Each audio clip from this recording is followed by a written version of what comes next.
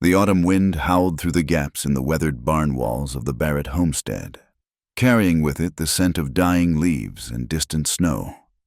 Abigail Barrett pressed her forehead against the cold window pane, watching the last golden rays of October's sun paint the Colorado plains in shades of amber and rust. Green Hollow stretched before her, a small frontier town clinging to existence between the mountains and the endless prairie, where gossip traveled faster than tumbleweeds and a woman's reputation was as fragile as morning frost. "Abigail, stop your dawdling and come here this instant," the sharp voice of her stepmother, Miriam, cut through the evening air like a whip crack. 20 years old and already bearing the weight of too many disappointments. Abigail turned from the window. Her plain brown dress, mended countless times, hung loose on her thin frame. She had learned long ago that in the Barrett household, she existed as little more than an unpaid servant, a reminder of her father's first marriage to a woman who died bringing her into this unforgiving world. The main house glowed with lamplight, its windows casting rectangles of warmth onto the dusty yard.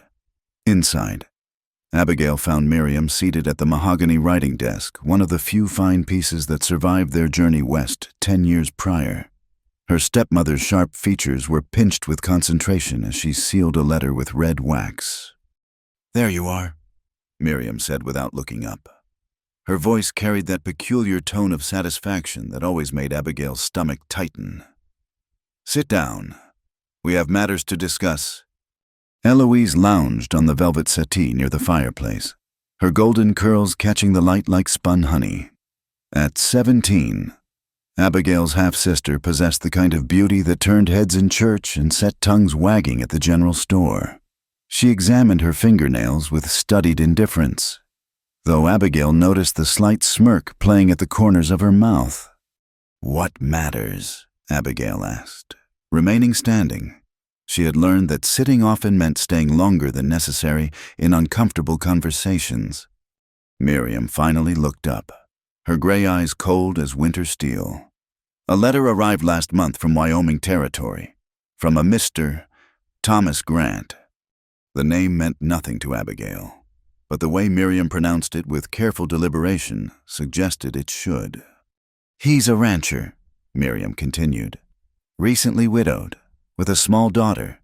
He placed an advertisement in the Matrimonial Times seeking a bride, a mother for his child, someone strong enough for frontier life." She paused, letting the words sink in. "I responded on behalf of our family." Abigail's hands found the back of a chair, gripping it for support. Mail-order bride arrangements weren't uncommon in the territories, where men outnumbered women 10 to 1. But the Barrett family had never spoken of such things. They weren't desperate.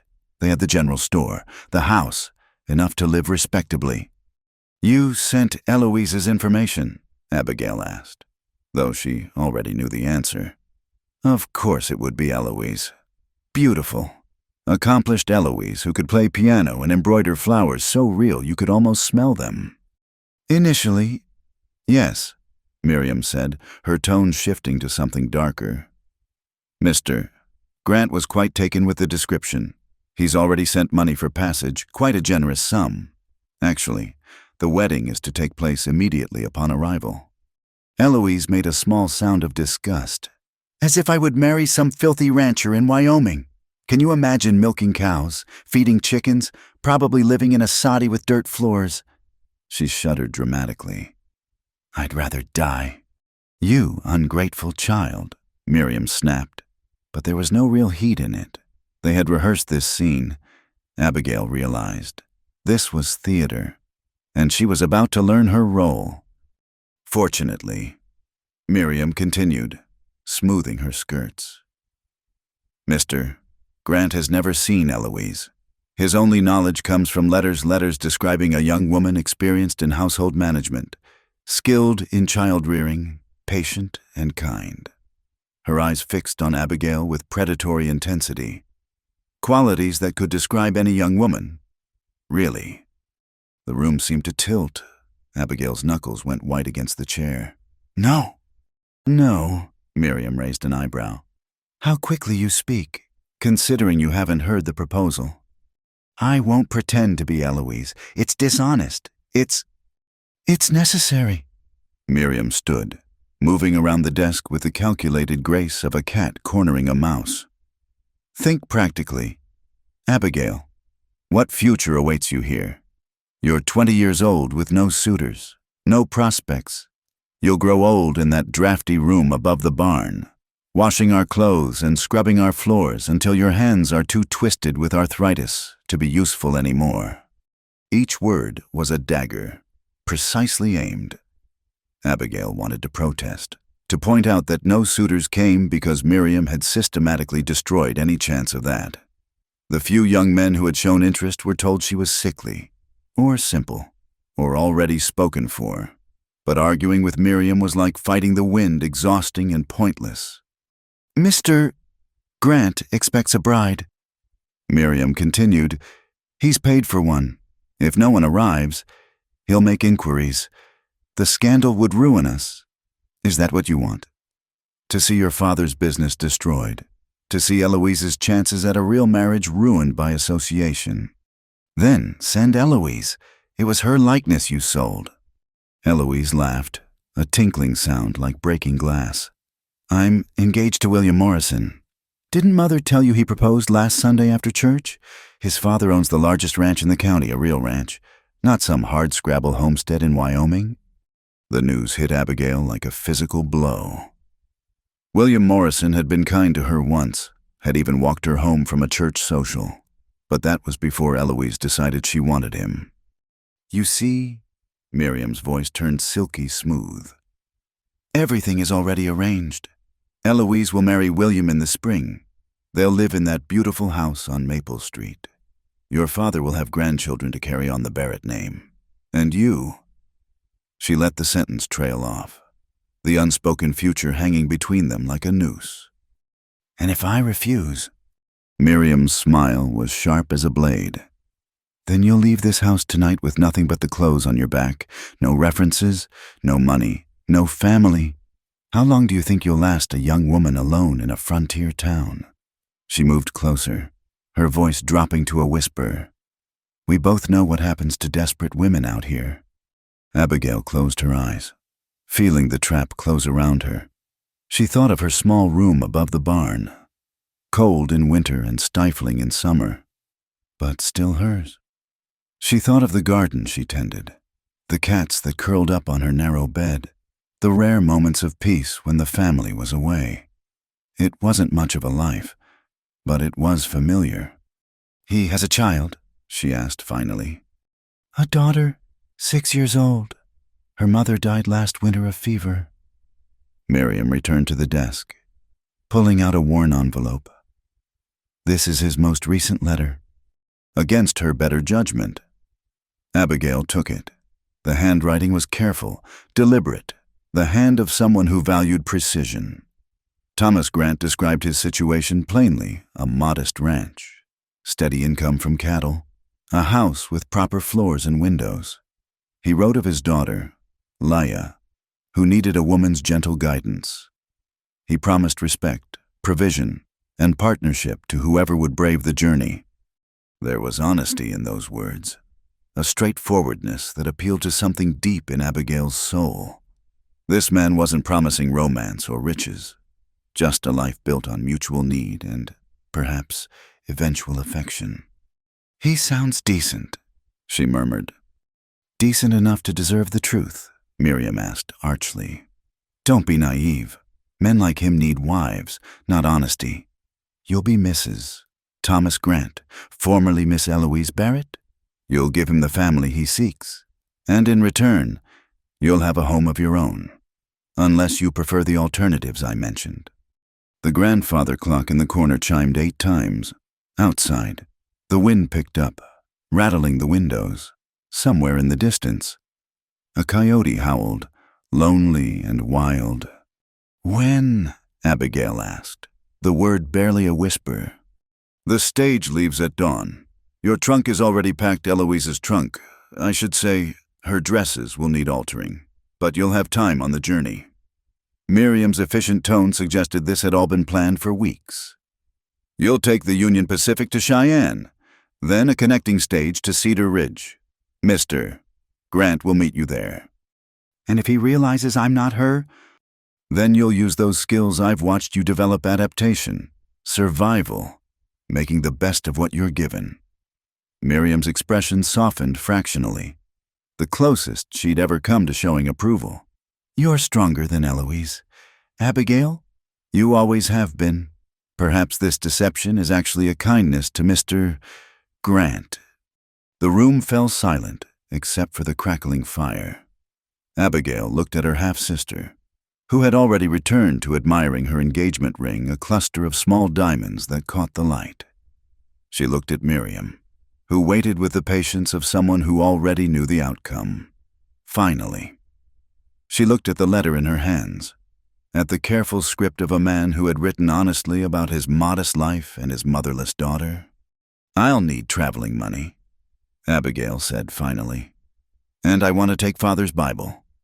"Already packed," Miriam said, triumph glinting in her eyes. "Along with $50 for emergencies? Guard it well, it's all you'll get from us." Abigail nodded slowly, feeling as if she were watching herself from a great distance. Tomorrow she would board a stagecoach as Eloise Barrett.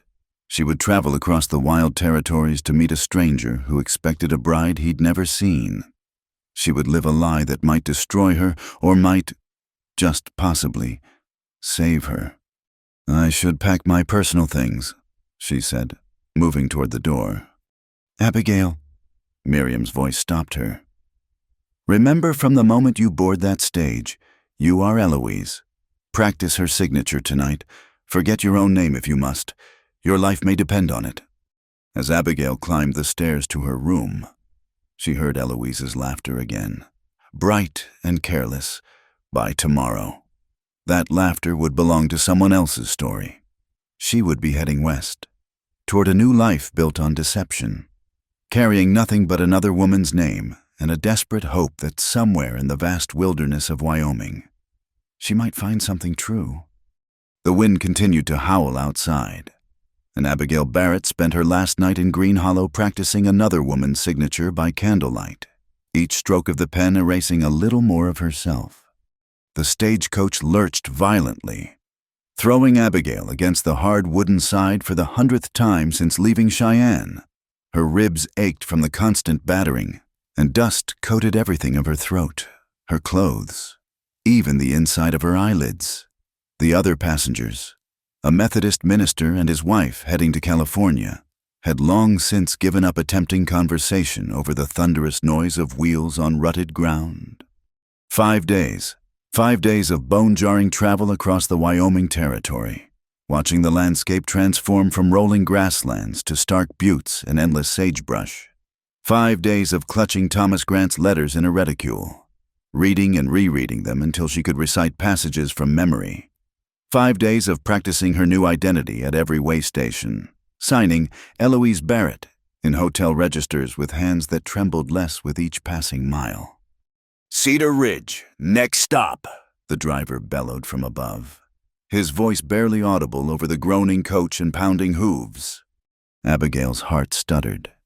Through the dust-caked window, she glimpsed the town materializing from the prairie like a mirage, a collection of weathered buildings huddled against the vastness of sky and land.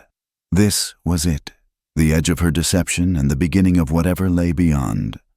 The minister's wife, Mrs. Holcomb, reached across to pat Abigail's gloved hand. "You've gone quite pale. Dear, first time meeting your intended—" Abigail managed a nod, not trusting her voice. She had told the Holcombs she was traveling to marry a rancher close enough to the truth to be believable, far enough to maintain the fiction. "The Lord provides." "Mr. Holcomb intoned, his gaunt face kind beneath the dust. "Trust in his plan, Miss Barrett." If only they knew how tangled that plan had become. The coach shuddered to a stop before a building optimistically labeled Grand Hotel, though it appeared neither grand nor particularly hotel-like. Abigail accepted the driver's rough hand down from the coach, her legs unsteady after days of confinement.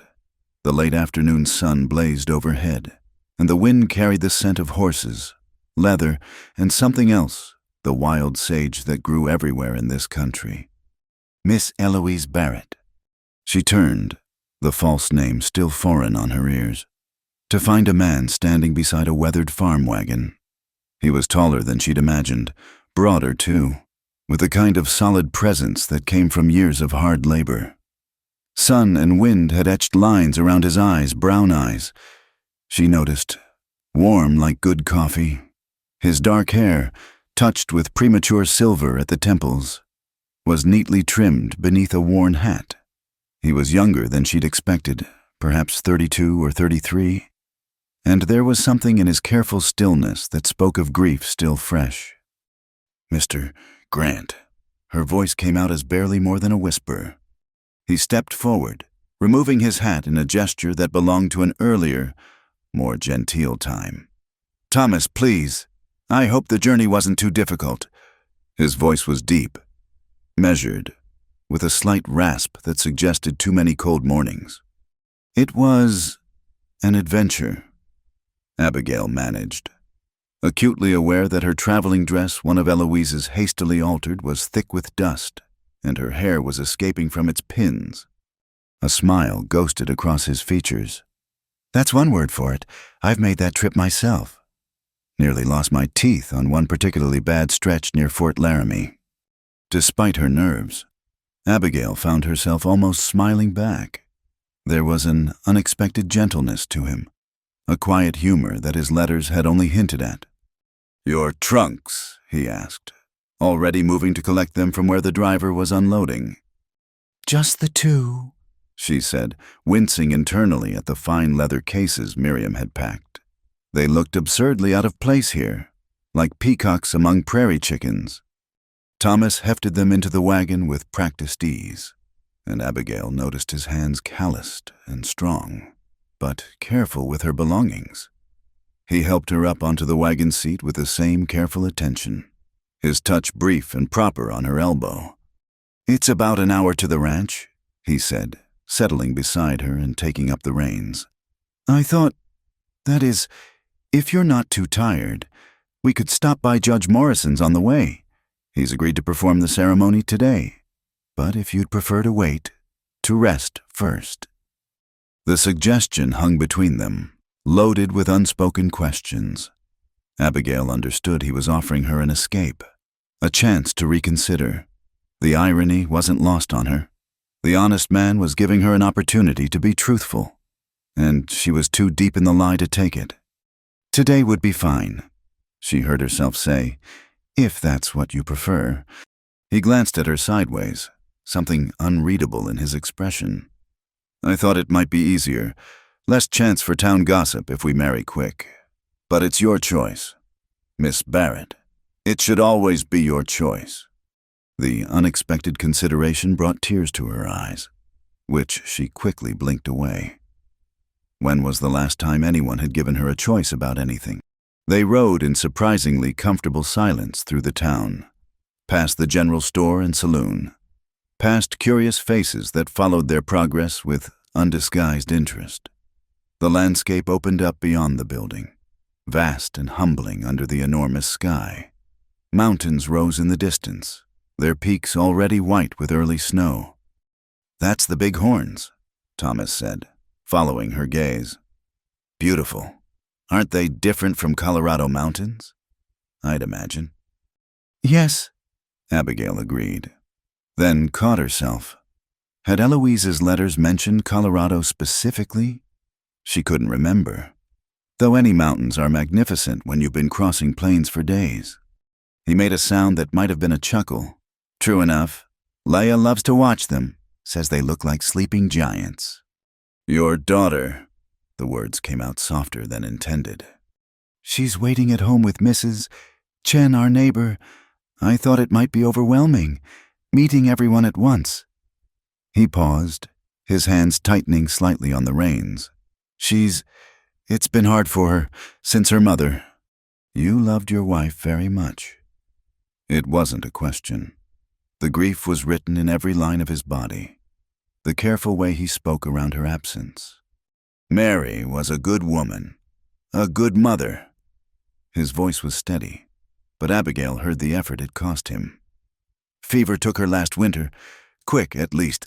The doctor said there was nothing." He trailed off, then seemed to gather himself. "Laya needs a woman's influence, someone patient and kind. Your letters spoke of experience with children." Guilt twisted in Abigail's stomach.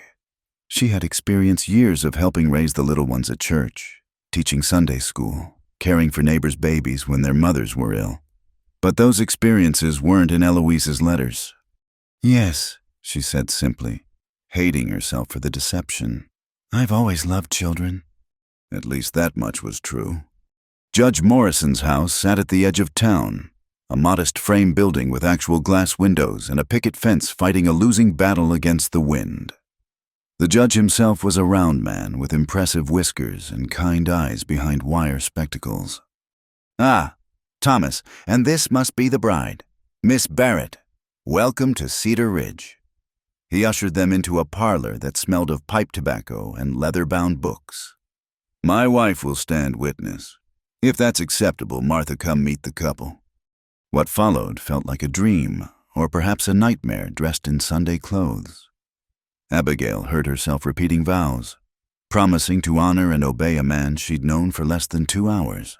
She signed Eloise Barrett Grant in the register with a hand that barely shook, the lie now sealed in legal ink. Thomas slipped a simple gold band onto her finger, his mother's. He murmured, and then it was done. She was married. Mrs. Thomas Grant, formerly Miss Eloise Barrett, who never existed. "I believe congratulations are in order." Judge Morrison beamed, while his wife pressed a small wrapped package into Abigail's hands, a wedding gift of preserves. The ride to the ranch passed in a blur. Abigail clutched the jar of preserves like an anchor, while Thomas pointed out landmarks, the creek that marked his property line, the stand of cottonwoods where they gathered firewood, the distant shapes of cattle grazing on autumn grass. "It's not much," he said as they crested a rise and the homestead came into view. "But it's solid." Abigail's breath caught. The house was everything Miriam's sneering predictions weren't, a proper 2-story structure of milled lumber with a covered porch and real shutters on the windows. Smoke curled from a stone chimney, and late-season flowers struggled valiantly in window boxes. A large barn stood to one side, with corrals and outbuildings arranged in tidy efficiency. "It's lovely," she said, meaning it. After years in the room above the barn, this looked like a palace. Thomas pulled up before the porch, and the front door flew open. A tiny figure in a blue pinafore stood silhouetted against the lamplight, one hand clutching what appeared to be a rag doll. "Papa?" The voice was small, uncertain. "It's all right, little bird," Thomas called, his entire demeanor softening. "Come meet Mrs. Grant." The child crept forward, and Abigail's heart constricted. Leah Grant was a miniature of her father, same dark hair, same serious eyes, same careful way of moving. But where Thomas's stillness spoke of grief, hers whispered of fear. Abigail climbed down from the wagon slowly, not wanting to startle her. She crouched to bring herself to the child's eye level, her dust-stained skirts pooling around her. "Hello, Leah. Your father's told me about you." The girl studied her with unblinking intensity. "You're the letter lady." "Yes, I suppose I am." "You don't look like I thought." Leah tilted her head. "I thought you'd be prettier." "Leah." Thomas's voice held gentle reproach. But Abigail found herself smiling, the first genuine smile in days. "Well, 5 days in a stagecoach doesn't bring out anyone's best features. Maybe I'll look better after a bath." Something shifted in the child's expression, not quite acceptance, but a lessening of wariness. She held out the rag doll. Its dress faded but carefully mended. "This is Rosie. Mama made her." "She's beautiful," Abigail said solemnly. "I can see she's been well loved." Leah nodded, then shocked both adults by stepping forward and slipping her small hand into Abigail's dusty one. "Mrs. Chen made stew. Are you hungry?" "Starving." Abigail admitted. As Thomas carried her trunks inside and Leah led her into the warm kitchen, Abigail felt the weight of her deception settling around her like a heavy cloak.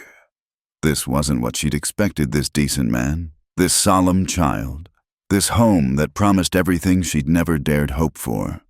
She was a fraud, a liar, a thief stealing someone else's life. But as Leah showed her where the plates were kept and Thomas stoked the fire against the evening chill, Abigail made a silent vow. Whatever name she wore, whatever lies had brought her here, she would earn this. She would be the wife Thomas needed, the mother Leah deserved, even if it meant losing herself completely in the fiction of Eloise Barrett Grant. The first gray light of dawn found Abigail already awake, staring at the unfamiliar ceiling of what was now her bedroom. She had barely slept, hyper-aware of Thomas's presence on the other side of the wall. He had given her the main bedroom, his and Mary's room, while he took the smaller one down the hall. The thoughtfulness of the gesture only deepened her guilt. 3 weeks had passed since that dust-covered arrival. 3 weeks of learning the rhythms of a new life while wearing another woman's name. The house itself had welcomed her with surprising ease. It was well built and lovingly maintained, with small touches that spoke of Mary Grant's presence, embroidered samplers on the walls, cheerful curtains at the windows, a garden plot already turned for winter. Abigail rose quietly, wrapping her shawl around her shoulders against the morning chill. The house was still, but she had learned that Thomas rose before dawn to tend the stock. Through the kitchen window, she could see a lantern bobbing in the barn.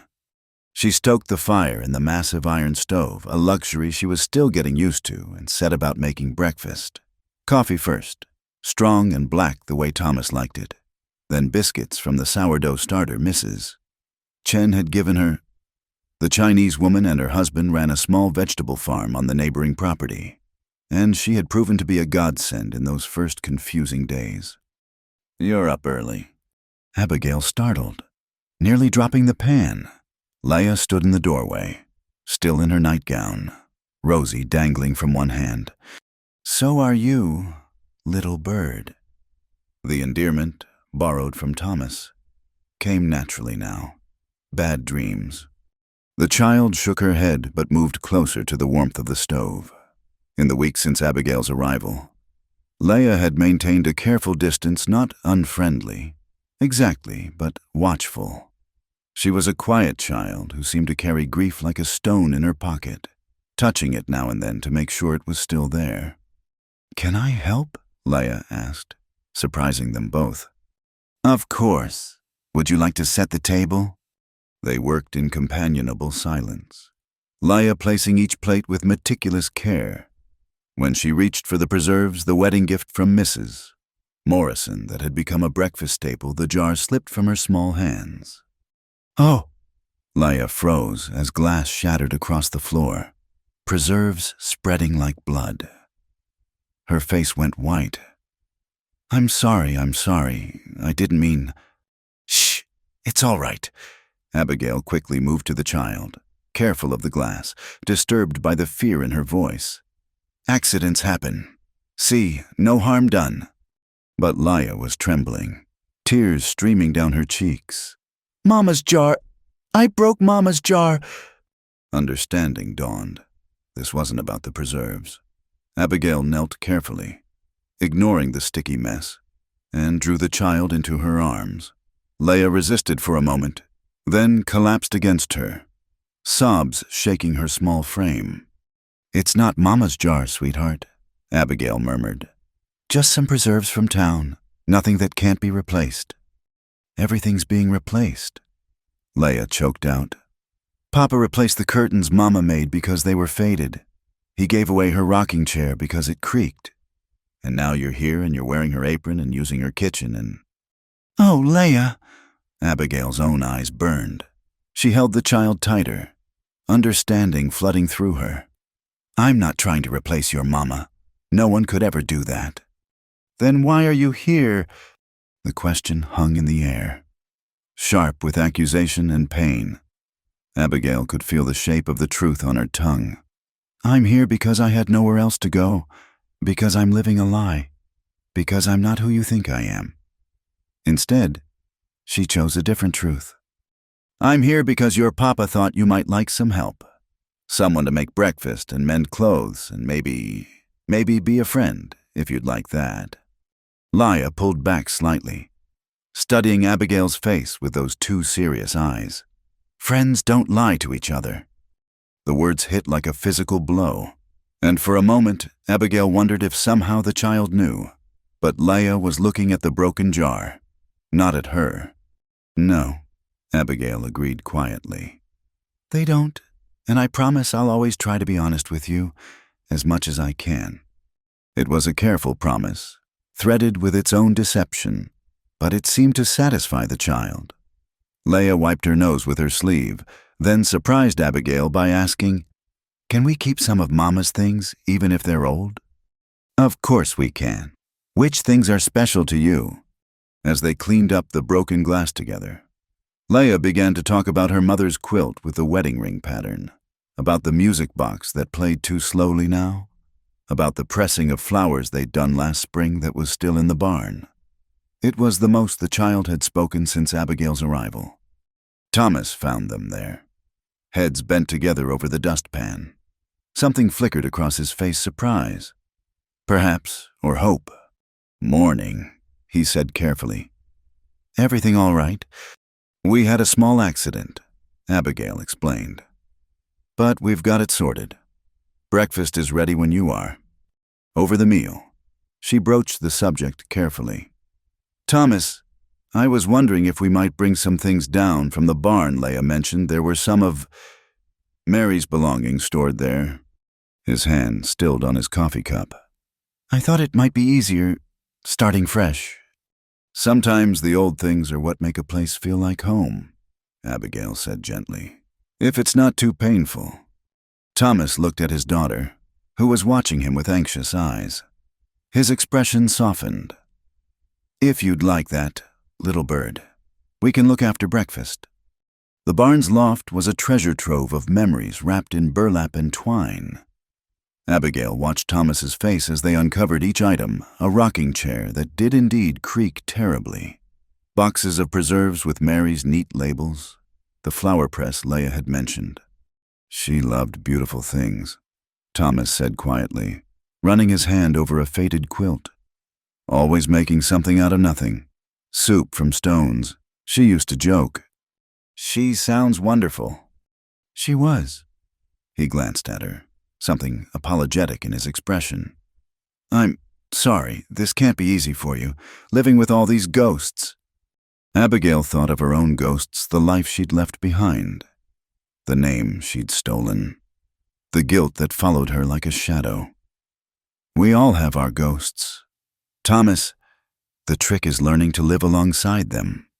That afternoon, while Thomas worked and Laya napped, Abigail carefully integrated Mary's belongings into the house, the rocking chair, creaks and all, found a place by the fireplace, the quilt draped over Laya's bed. The flower press took up residence on the kitchen shelf where the child could see it. When Laya woke and saw the changes, her whole face transformed. She ran to the rocking chair, climbing into it and setting it moving with a contented sigh. It sounds just like Mama, she whispered. That evening, as Abigail tucked her into bed, Laya surprised her with a request. Will you tell me a story Mama used to, every night? What kind of story would you like? Something true, but also maybe a little bit magic. Abigail thought for a moment, then began. Once upon a time, there was a girl who lived in a house that wasn't quite home. She had a family, but they didn't quite see her. One day, she had to go on a very long journey to a place she'd never been. She wove the tale carefully, transforming her own story into something softer, safer. The girl in her story found a new home with people who needed her as much as she needed them. By the time she finished, Laya's eyes were heavy with sleep. Did the girl miss her old home? Laya asked drowsily. Sometimes, but she found that home isn't always a place. Sometimes it's the people who make you feel like you belong. I'm glad you came, Laya murmured, already half asleep. even if you're not as pretty as I thought. Abigail smiled, smoothing the child's hair. So am I, little bird. Downstairs, she found Thomas sitting before the fire, studying the flames. He looked up as she entered, and she saw his eyes go to the rocking chair, now in its new place. Thank you, he said simply, for understanding what she needed. I've been so focused on moving forward, I didn't see... Grief isn't something you move past, Abigail said, settling into Mary's chair and finding odd comfort in its familiar creak. It's something you carry with you. The goal is to make it lighter, not to set it down. You sound like you know something about that. She thought of all the grief she carried for the mother she'd never known, the father who'd chosen his new family over her, the life she'd left behind. We all have our burdens. They sat in comfortable silence, the fire crackling between them. Finally, Thomas cleared his throat. I know this isn't what either of us expected. A business arrangement. We called it, but I want you to know, I'm grateful for how you are with Laya, for making this feel like a home again. Guilt twisted in Abigail's chest, sharp as broken glass. This decent man was thanking her for a kindness built on lies, but looking at him in the firelight, seeing the cautious hope in his eyes, she couldn't bring herself to shatter it. We're finding our way, she said instead, all of us, together. That night, lying in Mary Grant's bed, Abigail stared at the ceiling and made a resolution. She couldn't undo the lie that brought her here, but she could try to deserve the trust being placed in her. Tomorrow she would write in the journal Thomas had given her not Eloise's words, but her own, a record of this new life, these unexpected blessings. Outside, the Wyoming wind sang its lonesome song, but inside the house was warm and safe. Somewhere down the hall, a little girl slept peacefully for the first time in weeks, her mother's quilt tucked around her. And in her borrowed bed, Abigail Barrett Grant finally began to understand that sometimes the greatest truths could grow from the rockiest soil of deception. The first snow came early that year, blanketing the Wyoming prairie in pristine white just as November took hold. Abigail stood at the kitchen window, watching Thomas teach Leia how to track rabbit prints across the fresh powder. 2 months had passed since her arrival, and the sharp edges of her deception had worn smooth with daily routine. See here, little bird, Thomas's patient voice carried through the cold air. The front paws land close together, then the back ones swing around. That's how you know it's a cottontail. Leia crouched beside him in her heavy coat and mittens, studying the tracks with intense concentration. The child had blossomed these past weeks, her initial wariness melting into something that looked almost like happiness. She still had quiet days when grief clouded her eyes, but they came less frequently now. Abigail turned from the window to check the stew simmering on the stove. She had discovered an unexpected joy in the rhythms of ranch life, the early mornings feeding chickens, the satisfaction of a well-tended garden now dormant under snow, the evening ritual of mending by lamplight while Thomas read aloud from whatever book they'd borrowed from the traveling library. Mrs. Grant. The door burst open, bringing a swirl of snow and cold. Mrs. Chen stood on the threshold, her usually calm face creased with worry. Please, you must come. My husband, he's injured his leg badly. The doctor is in Laramie until Tuesday. Without hesitation, Abigail grabbed her medical supplies, a skill learned from years of tending injured ranch hands that she'd carefully never mentioned in Eloise's letters. Thomas, she called. I'm going to the Chens. Medical emergency. She saw the question in his eyes, but no suspicion. In 2 months, she'd proven herself capable in a dozen small ways he hadn't expected. One more skill would hardly raise eyebrows now. Mr. Chen lay on their kitchen floor, his face gray with pain, a deep gash running from knee to mid-shin. His wife had tried to bandage it, but blood seeped through the cloth. Move the lamp closer, Abigail instructed, kneeling beside him. Her hands moved with practiced efficiency, cleaning the wound. checking for debris. "You're lucky it missed the major vessels, but it needs stitching." "You know this, Mrs.?" Chen asked, hope flickering in her dark eyes. "My mother was a midwife," Abigail said, the lie coming smoothly, another fiction to add to the pile. "She taught me healing along with birthing." "The stitching took an hour." Mr. Chen gritting his teeth against the pain while his wife held his hand. Abigail worked steadily, her mind oddly clear. This, at least, was honest, her hands healing, helping, doing good in the world. When she returned home, she found Thomas and Leia decorating the kitchen with paper chains. Leia ran to her, grabbing her cold hands. "Papa said we could get ready for Christmas early, and Mrs. Patterson from church said there's going to be a social next week with dancing and everything." Over the child's head, Abigail met Thomas's eyes. There was warmth there that hadn't existed 2 months ago, a softness when he looked at her. "If you'd like to go," he said quietly. "I know we haven't been to many social gatherings." They'd been to church, of course, every Sunday, where Abigail had been introduced as the former Miss Eloise Barrett from Colorado. The lie burned her throat each time.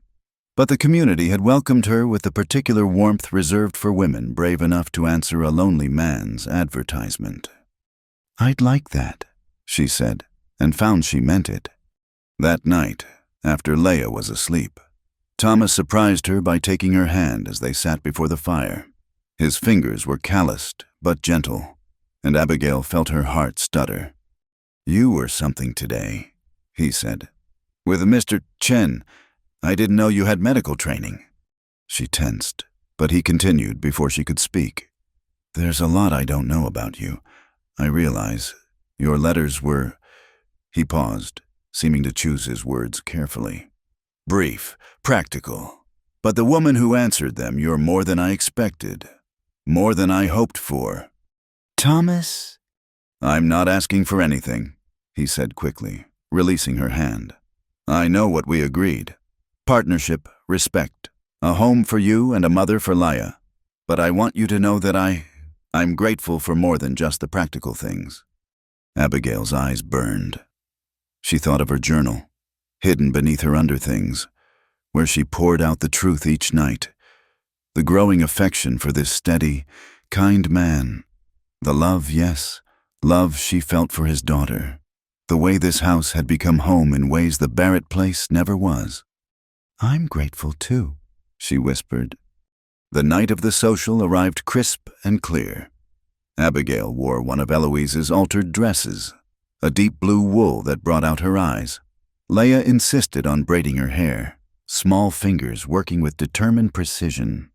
"You look pretty," the child declared. "Not prettier than I thought pretty, but real pretty." Thomas appeared in the doorway, dressed in his Sunday best, and stopped short. Something flickered across his face, surprise, appreciation, and something deeper that made Abigail's cheeks warm. "You both look beautiful," he said softly. The church hall blazed with lanterns and candles, filled with the scent of pine boughs and cider. Families from miles around had gathered, eager for company as winter tightened its grip. Abigail found herself swept into the warmth of community ranch wives sharing recipes and gossip, children racing between the adults' legs, men discussing cattle prices and weather predictions. Name Mrs. Grant. Sarah Patterson, the minister's wife, drew her into a circle of women. "We were just talking about organizing a quilting bee. With your fine needlework, yes. We've all noticed your stitching at church. We thought you might lead it." Before Abigail could respond, the musicians struck up a reel. Thomas appeared at her elbow, a question in his eyes. "Would you dance with me, Mrs. Grant?" She placed her hand in his, and he led her onto the floor. She'd learned these dances in secret, watching through windows while Eloise took lessons. But Thomas guided her surely, and soon she lost herself in the music and movement. "You're full of surprises," he murmured as they turned. "Dancing, doctoring. What else don't I know?" "Everything," she thought desperately. You don't know everything. They danced 3 more sets before Leia tugged at Abigail's skirt. I'm tired, she announced. Then, more quietly, but I don't want to go home yet. Abigail found a quiet corner and settled with the child in her lap. Leia curled against her, thumb creeping toward her mouth, a habit she was trying to break. Mama used to hold me like this at socials, she said drowsily. when I got too tired to play but wanted to hear the music. Would you like me to hold you differently? No. Leia snuggled closer. This is good. You smell different than Mama likes cinnamon instead of roses. But it's a good smell. A safe smell. Across the room, Abigail caught Thomas watching them, his expression soft with something that looked like wonder. When their eyes met, he smiled, a real smile that transformed his weathered face. Later, during the slow journey home through the snow, Leia slept between them on the wagon seat, wrapped in quilts. The stars blazed overhead, sharp and brilliant in the cold air. She's taken to you, Thomas said quietly. I worried, after Mary, that she'd never... She's a special little girl. Like her mother. Thomas agreed, then glanced at Abigail. Though she's lucky in her second mother, too. The word mother sent a jolt through Abigail. She'd been thinking of herself as a caretaker, a friend to Leia. But mother, that was a sacred word, a permanent word. I was thinking, Thomas continued, navigating the wagon carefully through the darkness. About Christmas, Leia mentioned wanting to learn to read better. I'm passable. But if you had more education... Another door opening onto deception. Eloise had attended finishing school, could speak French, play piano. Abigail had stolen education where she could find it, reading borrowed books by candlelight. I could teach her, she said carefully. If you'd like. I'd like that very much. They reached home, and Thomas carried the sleeping child inside while Abigail lit the lamps. As she tucked Leia into bed, the girl stirred. Mama, she mumbled, and Abigail's heart clenched. But then Leia's eyes focused. Oh, Abigail, Mama, good. After she left the room, Abigail stood in the hallway, pressing her hands to her burning eyes. Abigail, Mama. Not a replacement, but something new, something uniquely theirs. She found Thomas banking the fire in the main room. He looked up as she entered, and something in her expression must have shown, because he crossed to her quickly. What's wrong? She called me Abigail, Mama, she whispered. I can't. Can't what? His voice was gentle. I can't be what I'm not. I can't replace... You're not replacing anyone. His hands settled on her shoulders, warm and steady. You're making something new. We all are. A new kind of family. Maybe not what any of us expected, but real just the same. Standing there in the lamplight, his hands gentle on her shoulders, Abigail felt the overwhelming urge to confess everything, to tell him about Miriam's cruelty, about Eloise's selfishness, about the deception that brought her here. Instead, she said, I never expected to be happy here, to feel at home. Are you happy by it? She thought of Leia's trust, of quiet evenings by the fire, of the way the ranch women had accepted her as one of their own, of this man's steady kindness and the way her heart lifted when she heard his boots on the porch. Yes, she whispered, happier than I've ever been. Something shifted in his expression. Slowly, giving her time to pull away, he lowered his head and kissed her. It was gentle, almost hesitant, nothing like the passionate embraces in the novels Eloise used to read, but it was real and true, and Abigail felt it all the way to her toes. When they parted, Thomas touched her cheek. I know we started as strangers, but I hope we might become more. That night, Abigail sat with her journal, trying to capture the feeling of Leia calling her Mama, of Thomas's kiss, of belonging somewhere at last. The guilt was still there. It always would be. But alongside it grew something stronger, the determination to earn these gifts, to be worthy of the love being offered so freely.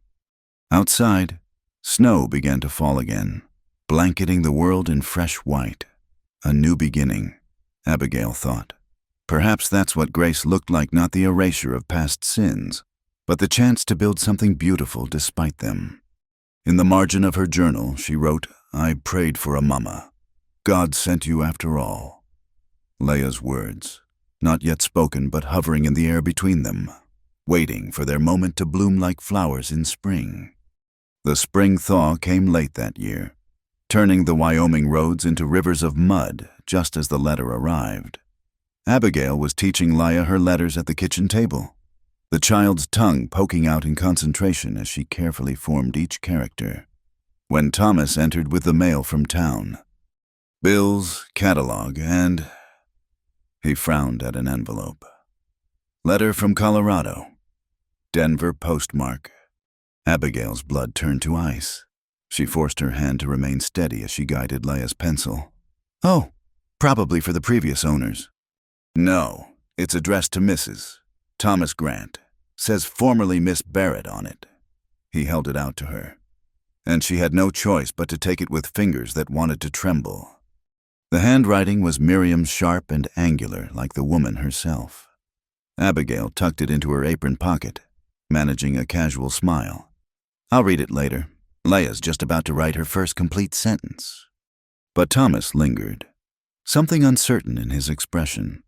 In the 6 months since their kiss at Christmas, they'd grown closer, sharing more than just household duties.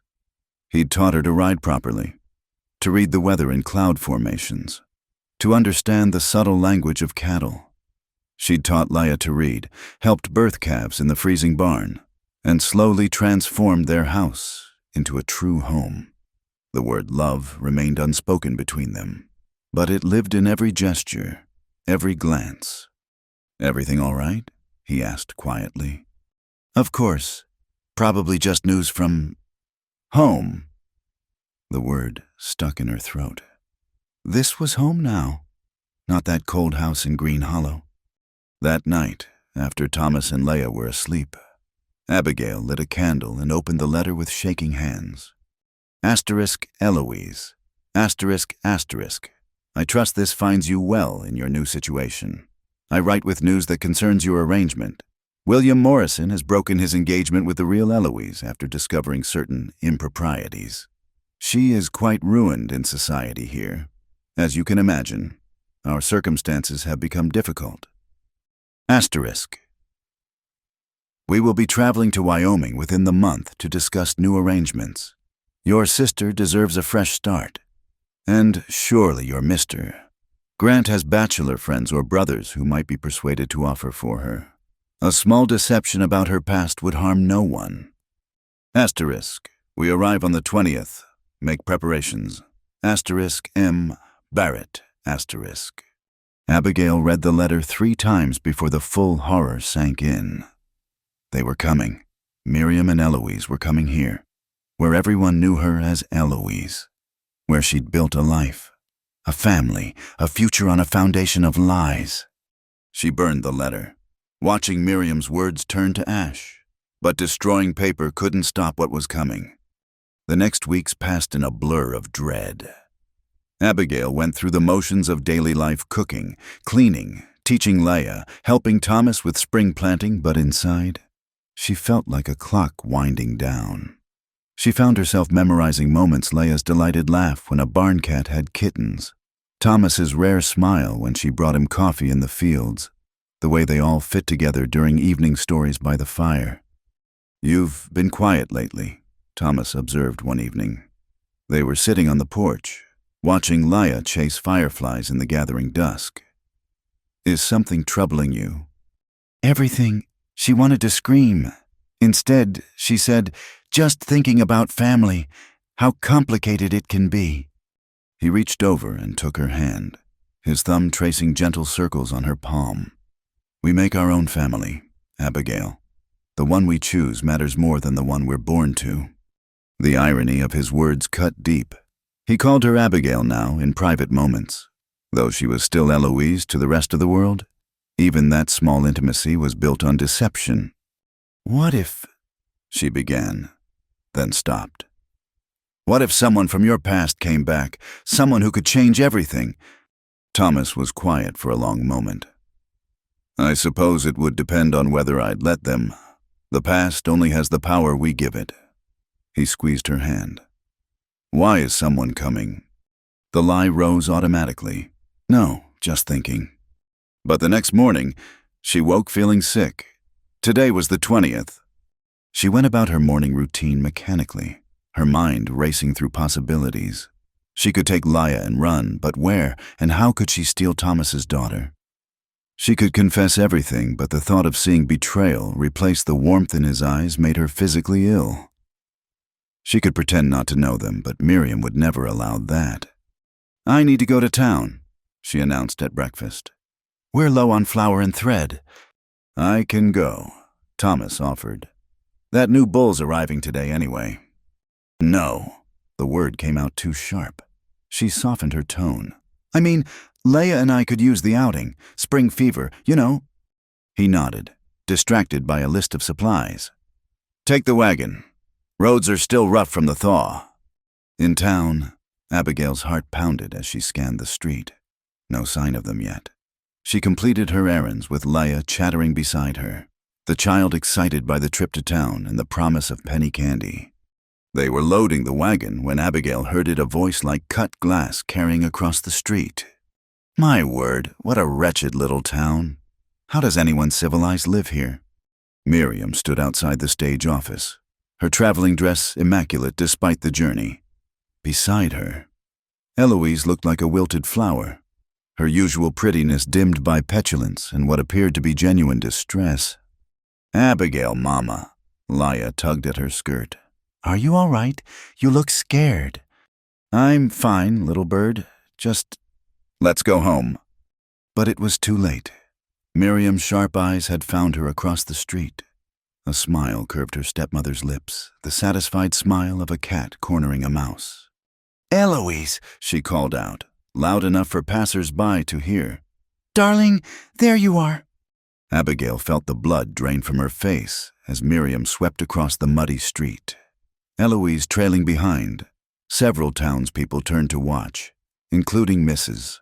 Patterson from church. Don't call me that, Eloise hissed at her mother, but Miriam's grip on her arm was iron. Sister, Miriam said warmly. Reaching them, her eyes were cold as winter. How wonderful to see you thriving. And this must be little Laura. Laya, the child corrected, pressing closer to Abigail. Who are you? Why, I'm your mama's stepmother, and this is her sister. We've come for a nice long visit. I didn't know Mama had a sister, Leia said suspiciously. Mrs.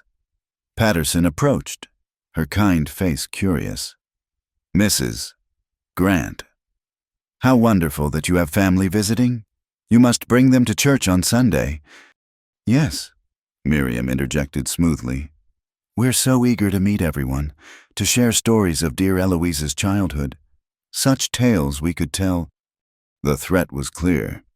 Abigail forced a smile. Of course, Thomas will be so surprised. Who's Thomas? Eloise asked dully. I thought his name was Theo or something. Thomas, my husband. Abigail put slight emphasis on the possessive. We should go. He's expecting us. Then we'll follow. Miriam declared, I hired a buggy. Lead the way, dear sister.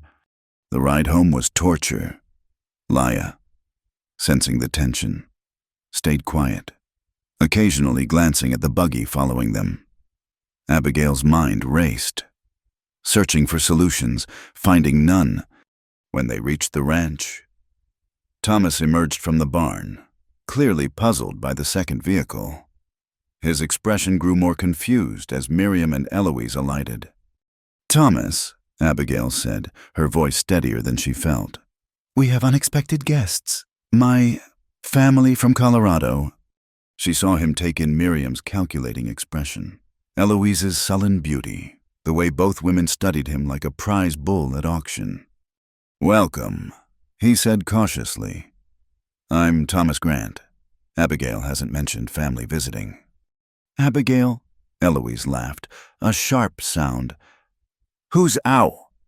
She stopped as Miriam's fingers dug into her arm. A childhood nickname, Miriam said smoothly.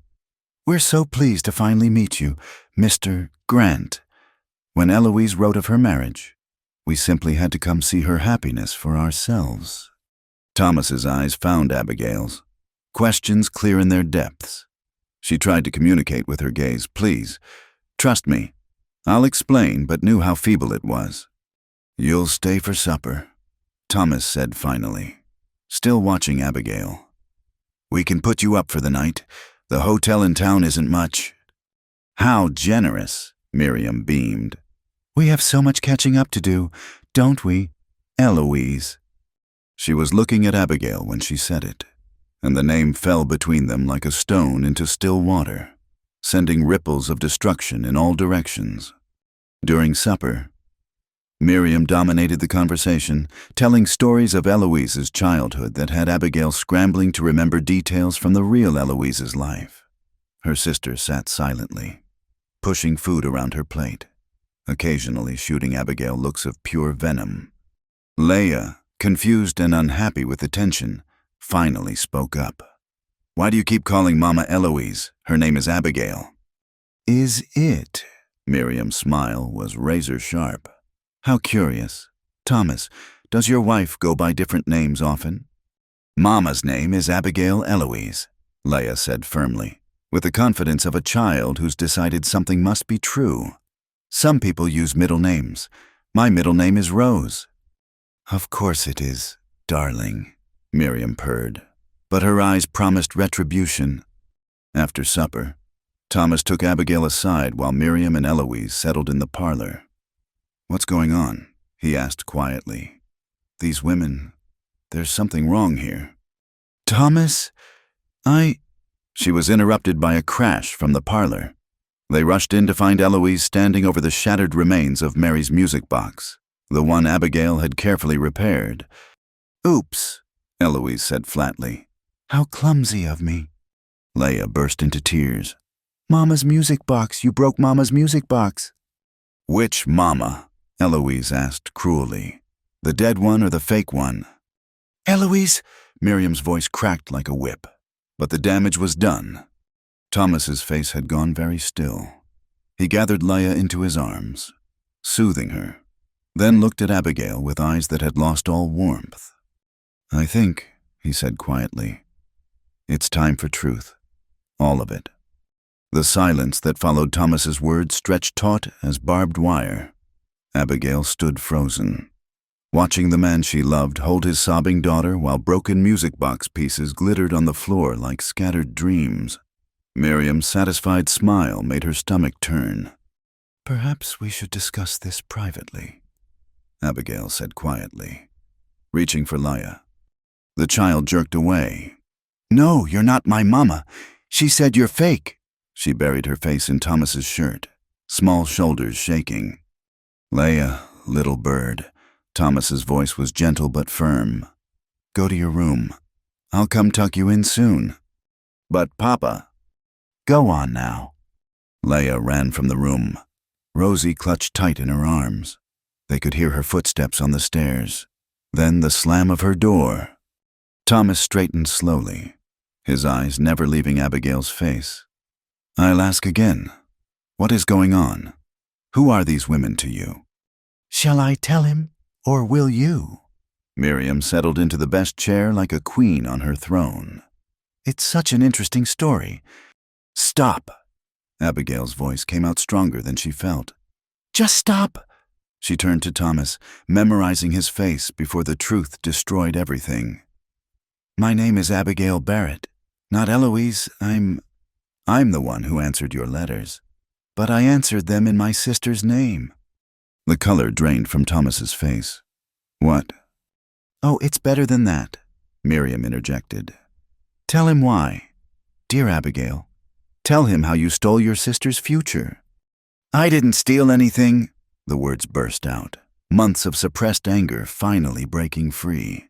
You sold her like cattle at auction, and when she refused to come, you sent me instead because heaven forbid you lose the money he'd already sent. Money. Thomas's voice was dangerously quiet. What money? Eloise laughed bitterly from her corner. The bride price, of course. Mother told you I was accomplished and beautiful and perfect, and you paid handsomely for the privilege. Only you got the ugly sister instead. That's enough, Thomas said sharply.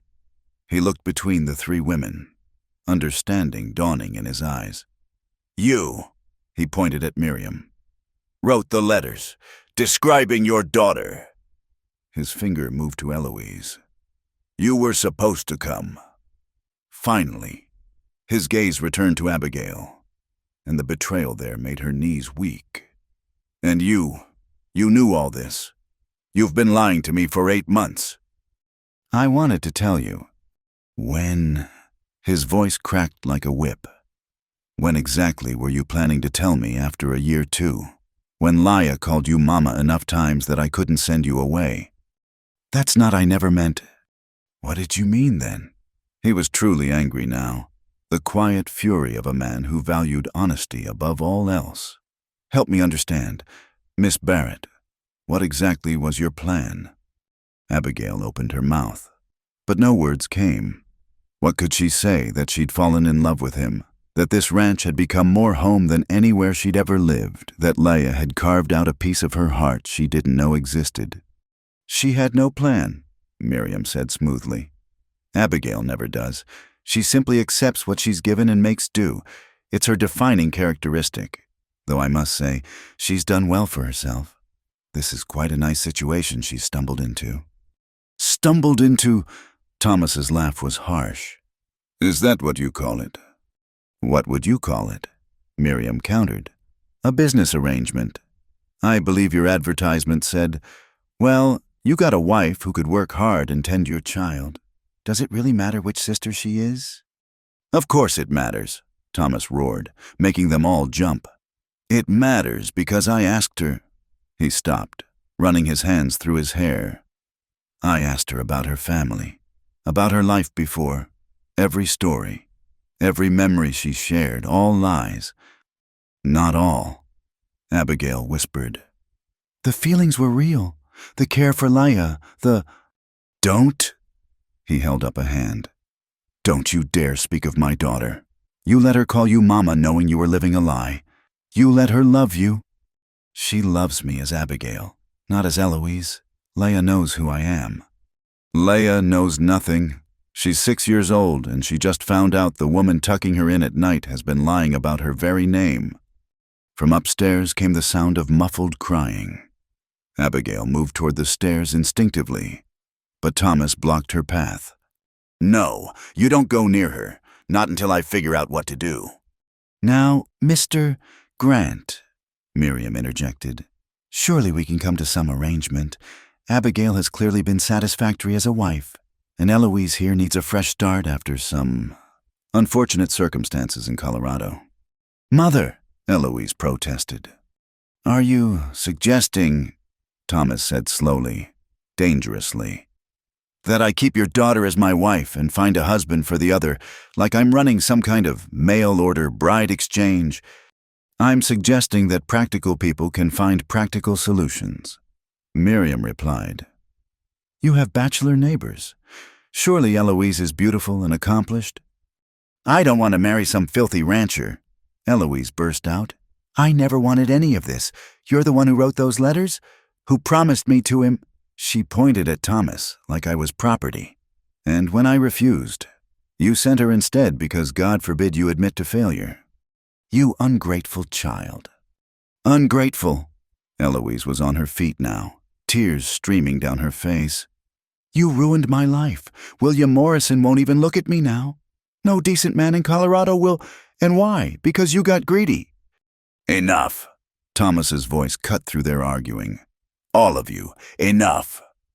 He looked at each woman in turn, his expression hard as granite. Mrs.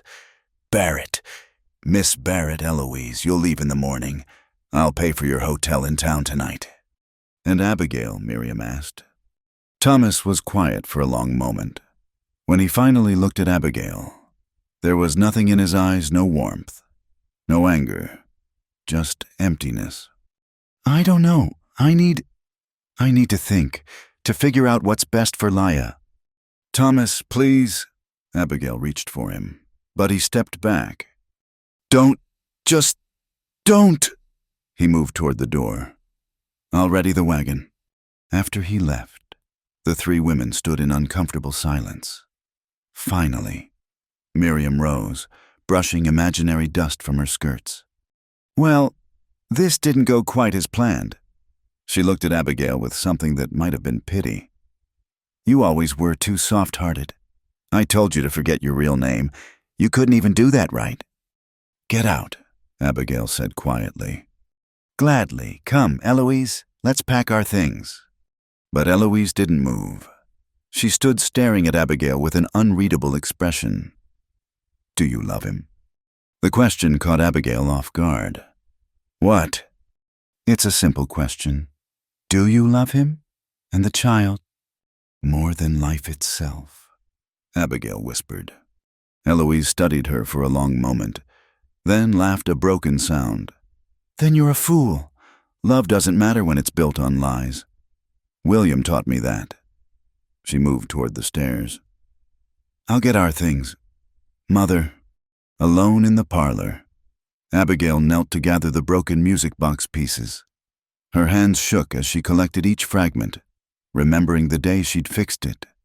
How Laya's face had lit up when it played again. Such a small thing, bringing music back to something broken. If only hearts could be mended as easily. The front door opened.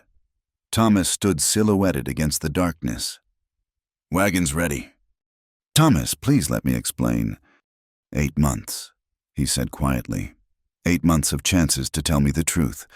Every night by the fire, every morning over coffee, every moment He stopped, jaw tight. "Was any of it real?" "All of it," she said desperately. "Everything between us was real. The only lie was a name." "The only lie," he laughed bitterly. "You let me call you by another woman's name in my own bed. You signed legal documents with a false name. You became my wife under false pretenses. That's not only anything. Abigail," her real name sounded foreign on his lips. "That's the foundation of everything we built." "A foundation can be repaired." "Not when it's rotten from the start." Miriam and Eloise descended the stairs with their bags. Thomas loaded them silently, then helped them into the wagon. Abigail stood in the doorway, arms wrapped around herself against more than the cold. "What should I tell Laya?" she asked as he climbed onto the seat. He looked back at her, and for just a moment, she saw past the anger to the pain beneath. "I don't know. Tell her the truth, I suppose. She deserves that much." Then he was gone, the wagon disappearing into the darkness, leaving Abigail alone in the house that no longer felt like home. She found Laya curled in her bed, Rosie clutched tight, pillow wet with tears. The child's eyes opened when Abigail sat on the edge of the mattress. "Are you really not Mama?" Laya whispered. "I'm not Eloise," Abigail said carefully. "My real name is Abigail, but I'm still the same person who's been taking care of you, who loves you, who—" "Liars don't love people," Leia said, turning away. "Papa said lying is wrong. He said it hurts people." "He's right, and I'm so sorry I hurt you." "Go away." "Leia, go away." The child pulled the quilt over her head. "I want my real mama, my dead mama who didn't lie." Abigail sat there for a long moment, hand hovering over the small form under the blanket. Finally, she rose and walked to her own room, Mary's room, where she pulled out her hidden journal and began to write. Asterisk. "Dear Thomas, by the time you read this, I'll be gone. I won't fight you for a place I haven't earned. But before I go, I need you to know the truth. All of it." She wrote through the night, filling page after page with her story, about Miriam's cruelty and Eloise's selfishness, about the choice between deception and destitution, about falling in love with a grieving man and his motherless daughter, about finding home in a place built on lies but filled with truth. When dawn came, she packed her few real belongings, not Eloise's dresses or jewelry, just the plain things she'd brought and the memories she'd made. She left the journal on the kitchen table, along with her wedding ring and a note for Leia. Asterisk, little bird. Sometimes people make mistakes that can't be fixed with sorry, but that doesn't make the love any less real. You were never a lie. You were the truest thing in my life. Be good for your papa. All my love. Abigail asterisk. She walked to town as the sun rose, carrying one small bag, leaving behind everything that mattered. At the stage office, she bought a ticket going anywhere but Colorado. As the stagecoach pulled away from Cedar Ridge, Abigail didn't look back. She couldn't bear to see the mountains that looked like sleeping giants, or think about a little girl who would wake to find another mother gone. Behind her, in a house too quiet, a man would soon find a journal full of truth told too late, and a child would clutch a rag doll named Rosie, whispering prayers for a mama who was sent but couldn't stay. The morning sun streamed through the kitchen window, illuminating the journal Thomas had been reading for the past hour. His coffee had gone cold, forgotten, as Abigail's words painted a picture he'd been too angry to see. Each page revealed another layer of truth: her father's indifference, Miriam's calculating cruelty, the impossible choice between deception and destitution. I knew it was wrong. Asterisk, she had written. Every day I wanted to tell you, but every day I fell more in love with the life we were building. How do you destroy your own happiness?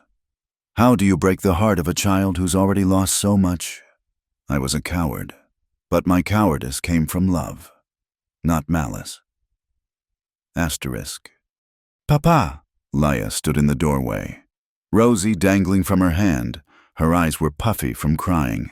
Is Mama really gone? Thomas set down the journal and opened his arms.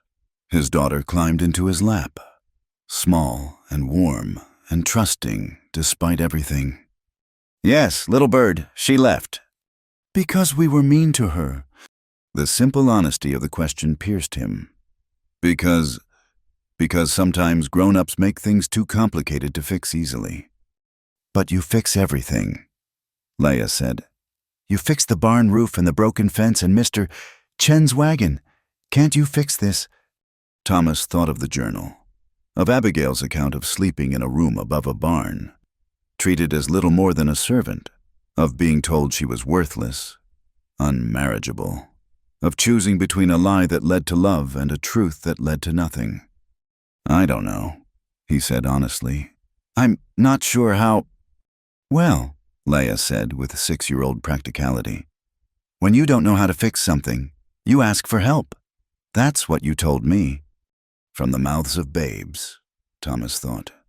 Who should I ask? God, maybe, or Mrs. Chen.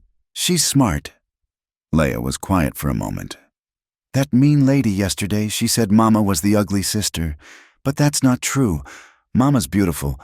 Not fancy beautiful like the other one, but real beautiful. The kind that makes you feel safe. Thomas's throat tightened.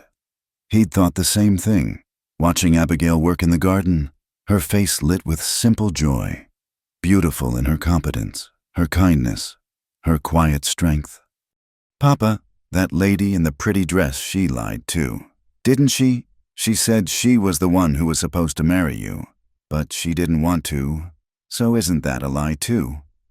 It's complicated, little bird. No, it's not. Leia's voice was firm. She lied by not coming. Mama lied by coming, but Mama's lie gave us good things, stories and cookies and help with my letters. The other lady's lie was just mean. The child's logic was simple but devastating. Eloise's rejection had been a lie of omission, allowing her mother to promise something she had no intention of delivering. Abigail's deception had been active but born from desperation and, ultimately, love. Read to me, Leia asked, pointing at the journal. Is it Mama's story? It is, but it's for grown-ups. Then tell me the parts for children. Please, Papa, I want to understand. So Thomas told her, carefully, about a girl who wasn't loved by her family, who was sent away to marry a stranger, who found love in an unexpected place but was too scared to risk losing it by telling the truth. Like in fairy tales, Leia said when he finished, where the princess has to pretend to be someone else. She was quiet for a moment. In the stories, does the prince usually forgive her? Usually, Thomas admitted. Then why can't you? He had no answer for that. A knock at the door interrupted them. Mrs. Chen stood on the porch, her usually cheerful face serious. Mr. Grant, I came to see how you are. The town is talking there was some commotion at the hotel last night. Please, come in. Thomas set Leia down. Go get dressed, little bird. We'll have breakfast soon. When they were alone, Mrs. Chen studied him shrewdly. Your wife is gone. You heard? I have eyes. Her garden tools are by the gate, arranged just so. She always does that when she finishes. But the work is not done. Only someone leaving forever would stop in the middle of planting season. She paused.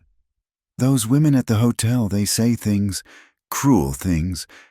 They're her family, or rather, her stepmother and half-sister. Ah, Mrs. Chen nodded as if that explained everything. My mother had a saying, blood makes you related, but loyalty makes you family. You're Abigail. She's not mine, Thomas interrupted. She's not even Abigail. Or rather, she is, but I thought she was. He stopped, frustrated. It's complicated. Love usually is. Mrs. Chen moved to the stove, automatically starting fresh coffee. My husband and I, we notice things. How she tends your daughter like her own. How she learns ranch work without complaint. How she heals not just bodies, but spirits. She glanced at him. You were half dead when she arrived. Now you live again. Does it matter what name she used? It matters that she lied. Yes, lies matter, but so does truth. And the truth I see is a woman who loves you both. She poured 2 cups of coffee. The question is, which matters more, the lie that brought her here, or the truth of what she became? After Mrs. Chen left, Thomas walked through the house, seeing it with new eyes. Abigail's touches were everywhere, the mended quilts, the organized shelves, the small vase of wildflowers on the kitchen table. In her room, he found she'd taken almost nothing. Eloise's fine dresses hung in the wardrobe. The jewelry remained in its box. She'd left behind everything that belonged to the lie. On Leia's bed, he found the note. His daughter couldn't read it yet, but he did, his voice breaking on the words, "You were the truest thing in my life." Papa Leia appeared beside him. Are you crying? Yes, little bird, I am. Because you miss her. Because I was stupid, he said honestly. I let anger make decisions that should have been made by love. Then we should find her. Leia's face lit up. We can take the wagon and... She could be anywhere by now. The stage goes to a dozen different places. Then we ask at the stage office. Mr. Peterson likes me. He'll tell us. Leia was already heading for her coat. Come on, Papa, you said when something's broken, you fix it fast before it gets worse. Her determination shamed him into action. They hitched the wagon in record time, Leia practically vibrating with urgency. In town, she was right, Mr. Peterson was charmed by her earnest pleas and revealed that Abigail had taken the stage to Cheyenne, planning to catch a train from there. But that was hours ago, he warned. She's likely long gone. Not Mama, Leia said confidently. She'll wait. She always waits to make sure everyone's okay before she goes anywhere. The ride to Cheyenne was the longest of Thomas's life. Leia chattered constantly, planning what she'd say, how she'd convince Mama to come home. Thomas's own thoughts were more tangled. What right did he have to ask her to return? What could he offer except the same life built on deception? They reached the train depot as the afternoon sun cast long shadows across the platform. The place was crowded with travelers, and Thomas's heart sank, finding one woman among hundreds. "There," Leah pointed, "by the benches." And there she was. Abigail sat alone, her single bag at her feet, staring at nothing. She looked smaller somehow, diminished, as if leaving had taken some vital part of her. She held a train ticket in her hands but hadn't boarded, though trains had clearly come and gone. "Wait here," Thomas told Leah, but she was already running. Mama. Abigail's head snapped up, disbelief flooding her face as Leah barreled into her arms. "Leah, what, how?" "We came to bring you home," the child announced. "Papa read your story, and I explained about good lies and bad lies and Mrs. Chen made coffee and we fixed it. So you have to come home now." "Oh, little bird." Abigail held her tight, eyes squeezed shut. "It's not that simple." "Yes, it is." Thomas stepped forward, heart hammering. If a 6-year-old can understand it, maybe it is that simple. Abigail looked up at him, tears tracking down her cheeks. "Thomas, I know who you are," he said quietly. "I read your journal. All of it. I know about Miriam and your father and the room above the barn. I know about the choice you made and why you made it." He knelt beside them, not caring about the stares of passers-by. "I know you love my daughter. I know you've made our house a home. I know you. Abigail Barrett. I'm not. I know you," he repeated firmly. "The name doesn't matter. It never did. I fell in love with the woman who sang lullabies to my daughter, who mended what was broken, who brought light back into our lives. That woman's name is Abigail. But the marriage, it's not legal, everything we built. Then we'll build it again. Properly this time. No lies, no secrets. Just us." He pulled something from his pocket, her wedding ring. "Marry me. Not as Eloise, not as anyone but yourself. Marry me as Abigail." "Say yes, Mama," Leah urged. "Please say yes. I prayed for a mama and God sent you." He just got the name wrong on the package. Despite her tears, Abigail laughed a watery, broken sound. "Leah Grant, you are too wise for 6. 7 next month," Leah corrected. "And you promised to make me a cake. You can't break promises." Abigail looked between them, this man who'd ridden hours to find her, this child who'd claimed her with such fierce love. "Are you sure, both of you, because I can't lose you again." "Then don't leave again," Thomas said simply. "Stay, be my wife, be Leah's mother, be yourself. That's all we want." "Papa's not good with words," Leah added. "But he means he loves you, and I love you, and we want you to come home because supper time is sad without you." "I love you too," Abigail whispered. "Both of you, so much it terrifies me." "Good," Thomas said, slipping the ring onto her finger. "Love should terrify us a little. Keeps us honest." She laughed again, clearer this time. "No more lies, ever, I promise." "No more lies," he agreed. Then kissed her there on the platform, while Leah cheered and strangers smiled at the reunion they didn't fully understand. As they rode home through the gathering dusk, Leah asleep between them, Abigail marveled at the strange paths life took.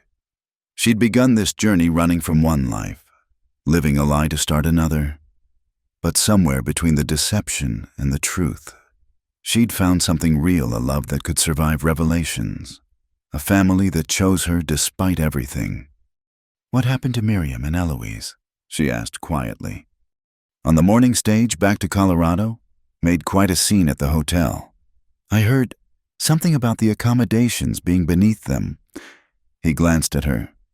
"They won't trouble us again," made that clear before they left. "I'm sorry you had to—" "No more apologies," he said firmly. "We start fresh from here, all of us." "A new beginning," Abigail agreed. then smiled. Though I'm keeping the name Abigail Grant, if that's acceptable. More than acceptable, Thomas said, reaching over to squeeze her hand. It's perfect. You're perfect. Papa's getting better with words, Leia mumbled sleepily.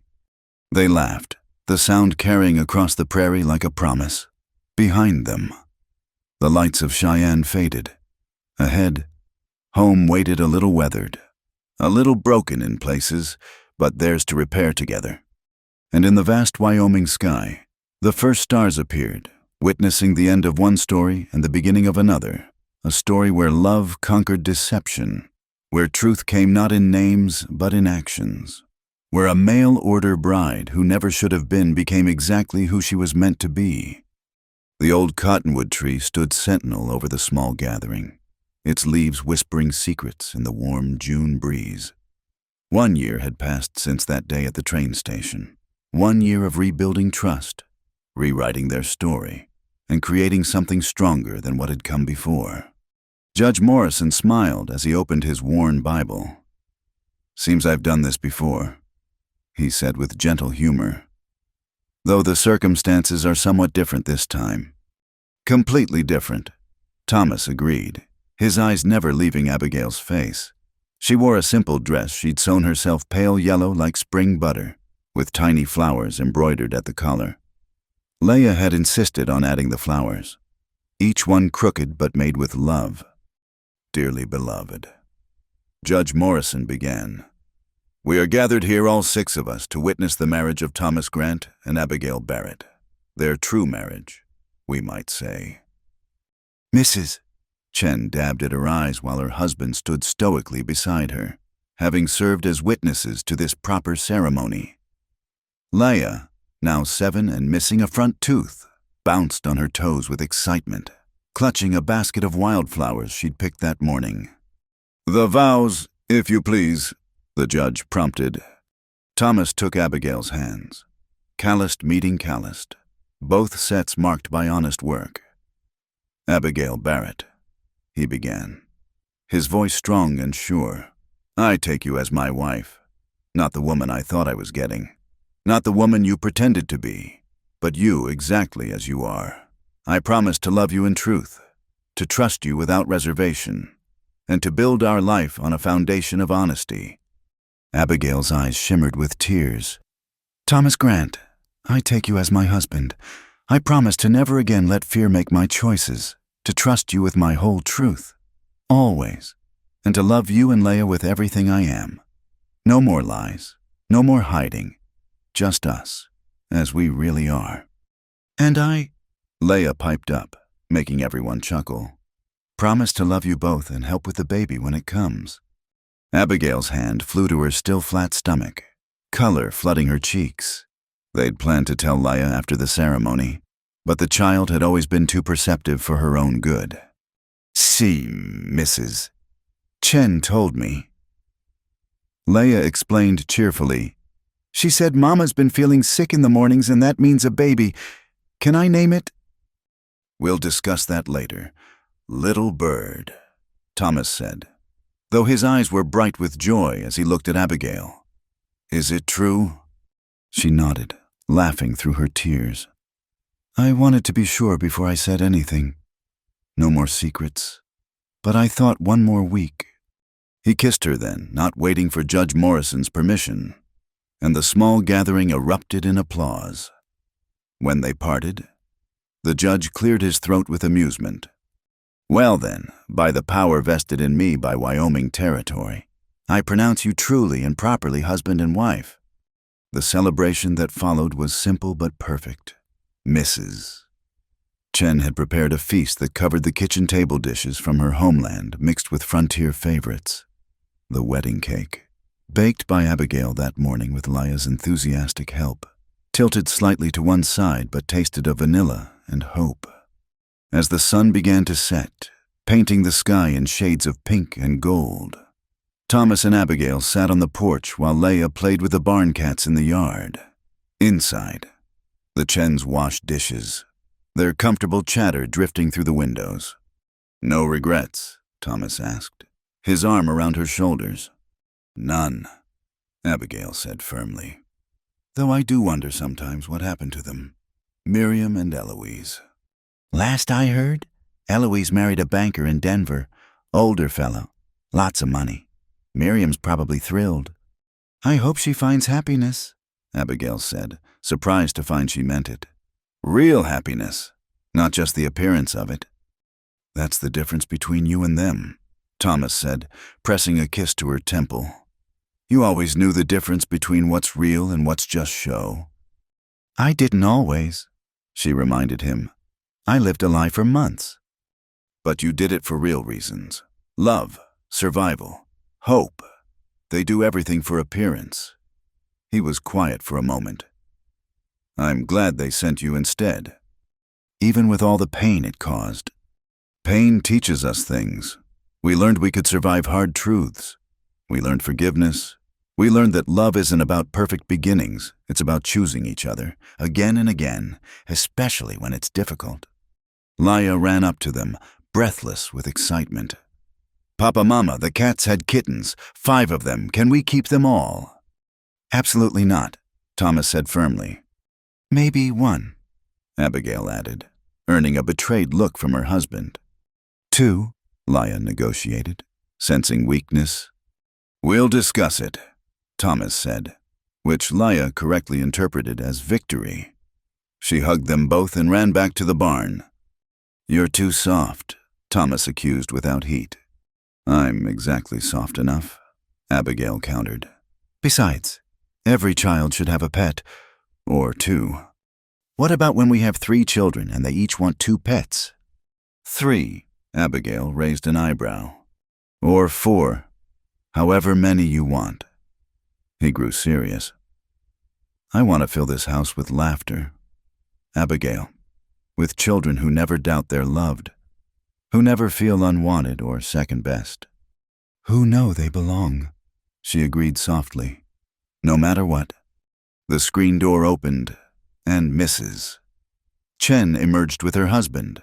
We should go before dark, she said, but first, she produced a small wrapped package. A proper wedding gift. Abigail opened it carefully, gasping at the contents. Inside was a delicate silver chain with a small pendant, a bird in flight. For new beginnings, Mrs. Chen explained. And for the little bird who brought you home.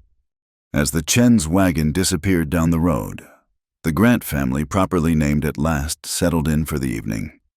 Laya curled between her parents on the porch swing, fighting sleep as the stars emerged one by one. Tell the story, she murmured, about the girl who went on a long journey. Abigail smiled, beginning the tale that had become Laya's favorite. But this time, she changed the ending. And the girl found her home, she said softly. Not the one she expected, not the one she planned for, but the one that was always waiting for her. She found a man who saw her truly, a daughter who claimed her heart, and a life built on truth instead of pretense. And a baby, Laya added sleepily. Don't forget the baby. And a baby, Abigail agreed, hand resting on her stomach. Because the best stories don't end, they just begin new chapters. I like that ending. Laya yawned. It's happy, but also true.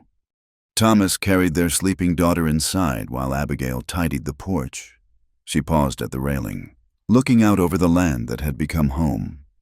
A year ago, she'd arrived here as someone else, carrying another woman's name and a heart full of fear. Now she stood as herself wife, mother, and soon, mother again. The wind carried the scent of sage and possibility. Somewhere in the darkness, an owl called, and another answered. Life calling to life, truth answering truth. Coming to bed, Mrs. Grant, Thomas called from the doorway. In a moment, she said, wanting to hold on to this perfect instant a little longer. She thought of Miriam, probably scheming in Colorado, of Eloise, hopefully finding her own path, of the father who'd never really seen her. They seemed like characters from someone else's story now, important only for the journey they'd started her on. Thank you, she whispered to the night sky, to whatever force had guided her steps. The prayer was wordless but full of gratitude for second chances, for love that saw past deception, for children who spoke wisdom in their innocence. A shooting star blazed across the heavens, and Abigail made a wish not for herself, but for every woman who'd ever felt trapped, unseen, unloved. May they all find their way to places where they could bloom. Abigail Thomas was behind her now, arms wrapping around her waist. All well. All's perfect, she said, leaning back against him. Just thinking how strange life is. How the worst thing that ever happened to me led to the best thing. Maybe that's how grace works, he suggested. Taking our mistakes and weaving them into something beautiful. They stood together in the darkness, watching the stars wheel overhead, listening to the eternal song of the prairie. Inside, their daughter slept peacefully, beneath Abigail's heart. New life grew. Around them, the land waited for another dawn, another chance to grow and thrive and become, and in that moment, Abigail Barrett Grant knew with bone-deep certainty that she was exactly where she belonged, not because of the name she carried or the role she played, but because of the love she'd chosen and the truth she'd finally claimed. Home wasn't a place or a name or a perfectly planned life. Home was choosing each other, again and again, through lies and truth, through pain and joy. Home was a little girl's trust, a man's forgiveness, and the courage to be exactly who you were meant to be. The screen door closed softly behind them as they went inside, leaving the night to its ancient mysteries. But the love they'd built continued to glow, a steady light in the darkness, proof that sometimes the most crooked paths lead to the straightest truths. And somewhere in the vast Wyoming sky, the stars smiled down on a mail-order bride who'd found her way home at last, not as Eloise, not as anyone but herself, Abigail, wife, mother, and finally, blessedly, free. Thank you so much for listening to this story. Dear friends, I hope it touched your heart as much as it touched mine while sharing it. I'd love to know where you're listening from. Please leave a comment below and let me know what country or state you're in, so we can connect and share our thoughts about Abigail's journey. If you enjoyed this tale of love, redemption, and second chances in the Old West, please subscribe to Wild West Night for more stories that warm the heart and stir the soul. And don't forget to like this video and hit that hype button. It really helps other story lovers discover these tales. Until next time, keep riding toward your own sunset, partners.